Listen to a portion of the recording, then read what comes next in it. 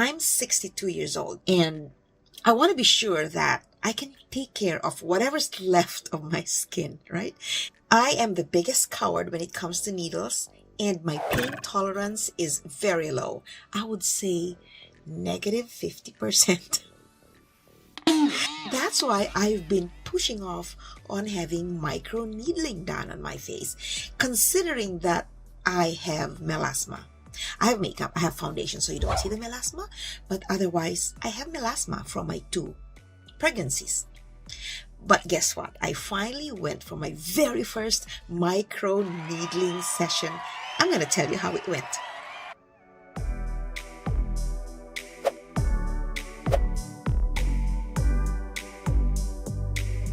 Welcome everyone to my channel.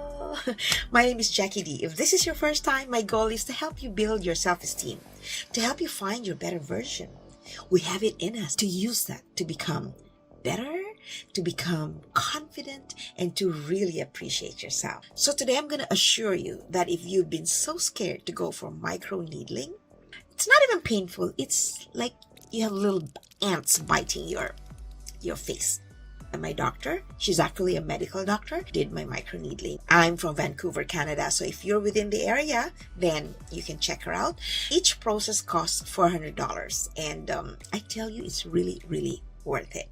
I'm going to try to explain microneedling in my own terms because I'm not a medical professional, so I rely a lot on my doctor for this one. And of course, you can go read and ask your people that you trust, right? So you ask, why did I finally go for microneedling after 5 years? Last year, my sister told me that I had hyperpigmentation or melasma. Previous to that, I did not take it seriously because I thought, oh, it comes with aging. And so I call it blemish. Because when I call it blemish, it's like an acceptance of what I have, my flaws. That's why I took it very positively. Until I realized that it's something that I could have avoided. So now I am panicking. That's why I finally considered going for microneedling. At 62, I already gave birth to 2 girls. My eldest, I gave birth when I was 23. And my youngest, I gave birth when I was 36 years old. So 2 pregnancies caused my melasma. But the reason why my melasma became very pronounced last year, and of course today, was that I have lost collagen. Like I have collagen underneath the skin, says my doctor, but see the collagen that's holding my skin has waned. And that's why my melasma is now showing. And that's why now I need microneedling because anything on the surface is not going to really help hyperpigmentation. You have to go deep into the skin because she injected serum and all that stuff to wake up and to nurture the collagen source under my skin. Hyperpigmentation or melasma is not going to go away. That is true. But it will at least lessen its obvious appearance. And I'm good with that. I'm so good with that. If you're ever considering microneedling, make sure that you're not putting anything on your face or soap even 4 hours before the procedure. So you can wash your face with water, that's it, but nothing on your face. And so I went there and then I did my, filled out the form and everything like that. And then anesthesia, of course, was applied all over my face. Again, my doctor knows how poor my tolerance is for pain. And then she started the process. But before that, I went through this huge light, because we took lots of photos under whatever lights there are to find the dry areas, to look for the blemishes, where are the spots, where's the hyperpigmentation, where are the wrinkles, where's the melasma. Different levels, different degrees of technology, of lighting, which allowed her to find all the imperfections on my face. And I tell you, that was shocking. And I was telling her, oh my gosh, I just need 2 balls of cotton here and I look like I'm in my coffin.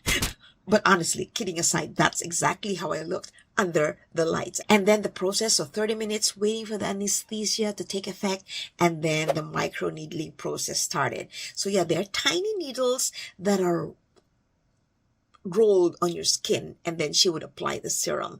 She calls it gold because that's the serum that will awaken your collagen. And I'm so excited, really. And so after that, I'm going to show you a picture of my face, very swollen, red and swollen after the process.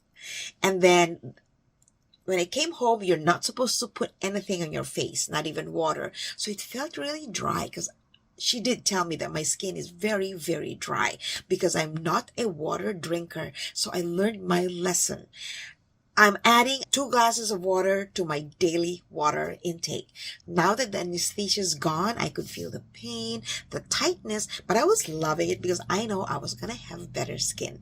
I applied the accelerator and serum before I went to sleep. So she gave me an example of this accelerator and serum to apply on my face before I went to sleep. And I'm going to get my bottle of this one soon. But this is a sample pack she gave me.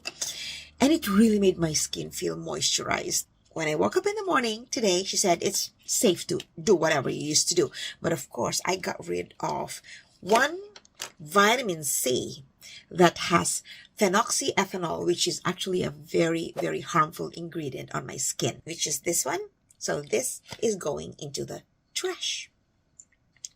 So what I applied today is my usual anti-age global, which is very safe for the skin because this does not have an ingredient that's on the poisonous list that my doctor gave me.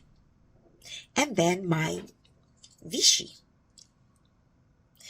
This one doesn't also have an ingredient that's on the poisonous list, except for one that can cause allergies. So if your skin is sensitive, that's something you want to consider, right? But I'm going to talk about these poisonous, I call them poisonous preservatives or additives in another video. So after my moisturizer and my serum, of course, I put my Elta MD sunblock.